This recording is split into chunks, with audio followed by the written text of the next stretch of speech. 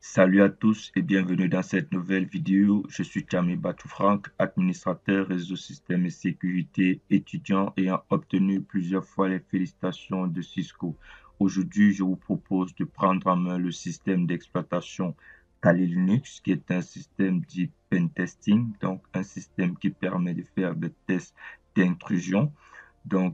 Aujourd'hui, je vous propose de prendre en main ce système, plus précisément son terminal. Vous qui êtes étudiant en cybersécurité, prendre en main ce système d'exploitation sera un atout pour vous dans votre carrière professionnelle. Alors, nous voici sur le terminal de Kali Linux. Ici, vous avez la barre d'outils. Et sur cette barre, vous pouvez faire des petites modifications comme changer vos configurations réseau, augmenter et diminuer le volume, voir vos notifications, l'état de vos batteries, voir l'heure, vous déloguer, ainsi de suite. Dans cette vidéo, je ne vais pas m'attarder sur la barre d'outils de Kali. Ce que je vais vous montrer, c'est comment manipuler le terminal de ce système d'exploitation. Donc, nous allons commencer par ouvrir ce terminal. Et pour le faire, vous pouvez venir juste à ce niveau et cliquer sur Root Terminal Emulator. Et du coup, vous mettez votre mot de passe ancré. Et puis, le terminal s'ouvre, soit, peu importe où vous vous trouvez, vous cliquez, vous faites un clic droit et puis vous cliquez sur Open Terminal Here. Donc, je clique là et puis le terminal s'ouvre. Donc, ici, vous avez le menu de votre terminal. Vous pouvez venir à ce niveau pour ouvrir un nouveau terminal, pour fermer le terminal, faire une nouvelle fenêtre, venir à ce niveau pour zoomer, effectuer les zooms. Donc, je vais le faire pour que les commandes que je vais taper, vous les voyez normalement. Donc, je clique à ce niveau, je zoome pour que vous voyez normalement les commandes que je vais taper au niveau du terminal. Alors, ce niveau, lorsque vous êtes sur n'importe quel système, lorsque vous venez d'installer un système d'exploitation, la toute première des choses à faire, c'est de faire les mises à jour. Donc, avec Linux, pour faire les mises à jour, vous tapez juste la commande sudo apt update. Donc, je tape juste la commande sudo apt update et puis je tape entrée. Et là, on me demande de mettre mon mot de passe. Donc, le système veut vérifier si exactement c'est moi qui veux faire des mises à jour sur mon système. Donc, je tape mon mot de passe Franck. Si j'étais connecté à Internet, les mises à jour vont se lancer et je vais patienter jusqu'à ce que les mises à jour se terminent. Donc, comme je n'ai pas Internet, comme je ne suis pas connecté, donc je vais taper la touche CTRL-C pour arrêter. Une fois que vous avez fait des mises à jour sur votre système, vous devez faire ce qu'on appelle une mise à niveau. Donc, avec Linux, pour faire les mises à niveau, vous devez taper juste la commande sudo apt upgrade, et vous tapez ancré. Comme vous n'avez pas fait de mise à jour, même les mises à niveau ne peuvent pas être lancées. Donc, une fois ces commandes sont maîtrisées, je vais vous montrer d'autres commandes que vous devez utiliser de manière courante dans votre parcours de l'informatique. Supposons que vous êtes déjà à ce niveau, vous avez plusieurs écritures sur votre terminal. Vous pouvez utiliser la commande claire pour nettoyer votre terminal. Donc, lorsque je clique sur Entrée, vous voyez mon terminal devient propre.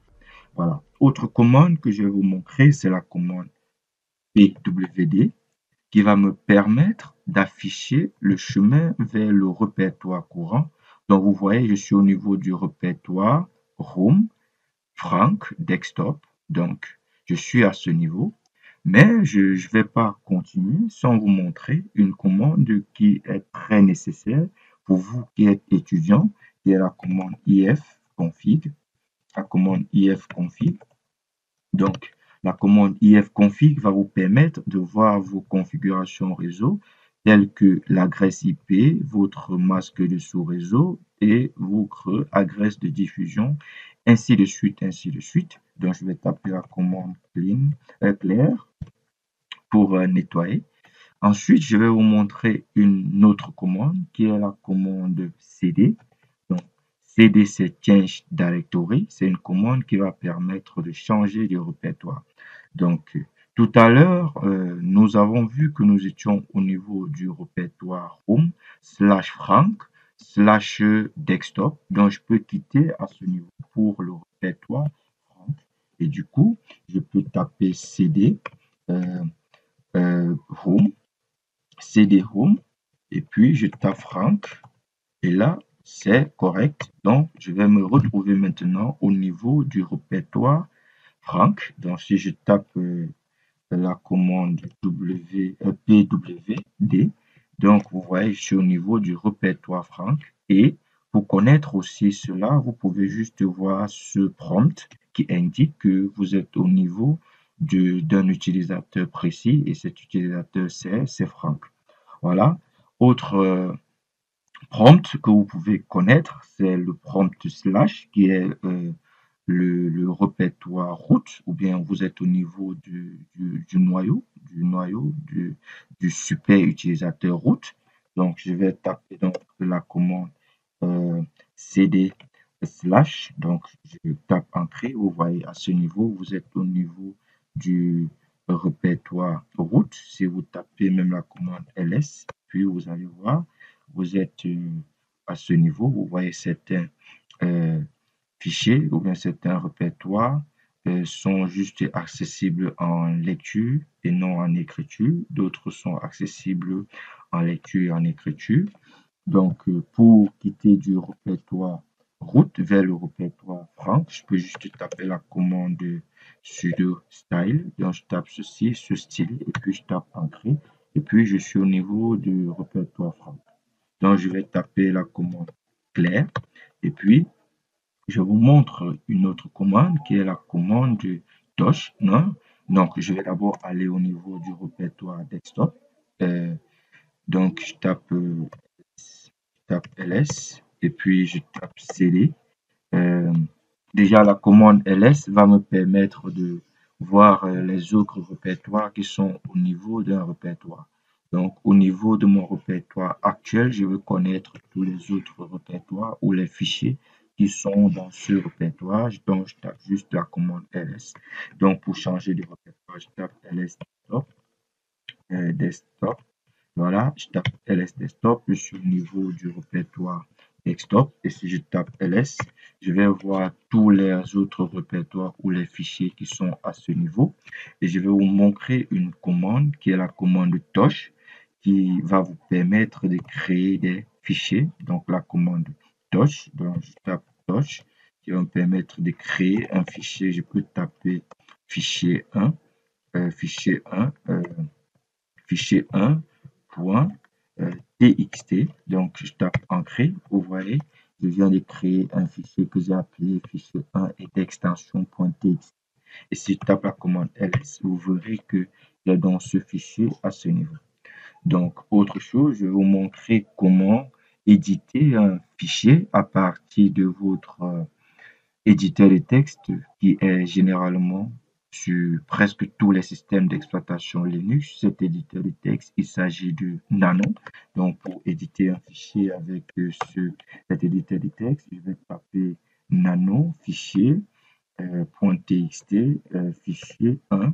Donc, fichier 1.txt et je tape entrée. Donc, directement, j'ouvre le bureau de Nano s'ouvre. Et puis, je peux écrire dedans bonjour, bonjour et bienvenue à Bestech, Bestech IT. Voilà. Une fois, vous pouvez voir ici, on dit CTRL-G, c'est pour aider, CTRL-Y pour quitter au fur et à mesure. Donc, je peux taper juste la commande CTRL-X pour quitter. On me demande si je veux sauvegarder, donc je tape Y et puis je tape Ancrer. Vous voyez, là, c'est clair. Et si je pars, par exemple, sur mon bureau, j'ouvre le fichier, fichier 1 .txt, donc j'ouvre le fichier. Vous verrez que j'ai bien écrit le message bonjour et bienvenue à Bestech IT. Comme autre commande, c'est la commande RM, la commande RM. La commande RM peut être fichier 1.txt. Tape Entrée, cette commande va me permettre de supprimer le fichier 1.txt. Et si vous pouvez le constater, je tape S, vous verrez que ce fichier n'apparaît plus au niveau de mon bureau. Donc, je peux faire la même commande pour le fichier. Pour le fichier .txt, donc si je tape ls, vous allez voir que ce répertoire est vide. Voilà, donc voilà l'utilité de la commande rm et que vous devez absolument maîtriser. Voilà, autre commande, c'est la commande mkd. mkd. Voilà, cette commande, je vais mettre dossier. Donc, en créer, cette commande va me permettre de créer un dossier. Donc, signifie déjà make a directory. Donc, cette commande me permet de créer un dossier. Si je tape par exemple S, vous verrez que j'ai déjà un nouveau dossier que j'ai appelé dossier et je peux naviguer vers ce dossier. Donc, en tapant juste la commande cd dossier, je tape entrée et je peux faire un petit clair pour nettoyer mon bureau. Et dans ce dossier, je peux créer un fichier en utilisant la commande de touch. En utilisant la commande de touch, je tape touch fichier 1.txt, je tape ancrer, je tape ls, je vais voir le fichier .txt que j'ai créé et je peux aussi éditer ce fichier comme vous le savez. Donc, je vais vous montrer la commande rmd. RMD, je vais d'abord quitter le répertoire. Donc, si je tape par exemple WD, vous voyez, je suis au niveau du répertoire dossier. Et pour quitter ce répertoire, je peux taper la commande cd. Donc, à partir de la commande cd. Ça me permet de rentrer vers le répertoire précédent. Donc, cd. Me permet de rentrer vers le répertoire précédent. Comme autre commande que vous pouvez utiliser, c'est la commande rmd. Donc, la commande rmd, c'est une commande qui va permettre de supprimer un dossier. Donc, si je tape par exemple ici rmd, rmd dossier, rmd dossier, rmd dossier, je tape par exemple ici rmd dossier, je tape ancrer. Donc, si je tape ls, donc vous allez voir que mon dossier ou bien mon répertoire desktop est devenu vide parce que je viens de le supprimer.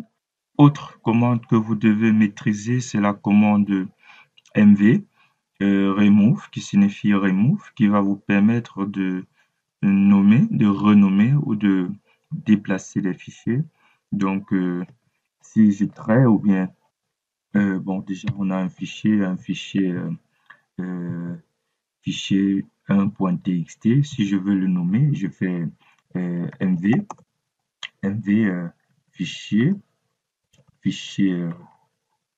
1, mv fichier 1, je vais le nommer à fichier, fichier, et puis je tape .txt et que je tape ancrer. Si je tape maintenant la commande ls, vous devez voir que cela a été renommé en fichier. Bon, je fais quand même une erreur, bon, ça va, c'est rien. Donc, je peux donc utiliser aussi cette commande pour déplacer un fichier. Donc, je tape juste la commande mv et puis je déplace tout simplement mon fichier et devant, je lui donne le chemin vers le répertoire où je veux le mettre. Donc, si je dis je veux déplacer mon fichier vers le répertoire Franck, donc je tape entrée. Donc, cela est fait. Si je tape ici déjà ls, vous voyez, il n'y a plus ce fichier. Et si je me déplace vers le répertoire, le répertoire Franck, vous voyez, si je tape ls, du coup, vous allez voir ce fichier. Le fichier donc a été bien déplacé. Donc, ces commandes sont juste des commandes de base, des commandes de base pour prendre en main le système d'exploitation Kali Linux. Et il existe encore plusieurs commandes, par exemple comme la commande copit, plusieurs commandes, copit et le fameux commande man. Par exemple, si je tape man nano, donc ça va me permettre de me donner le manuel de de ce, de cette commande ou bien de ce logiciel. Donc, pour sortir, je tape juste Q et du coup, je suis sorti de cela. Il y a encore beaucoup de choses à maîtriser. Vous pouvez aller sur le site de Linux et pour maîtriser d'autres commandes. Donc, nous sommes à la fin de cette nouvelle vidéo. N'oubliez pas de vous abonner et de cliquer sur la cloche de notification pour ne pas louper nos prochaines vidéos.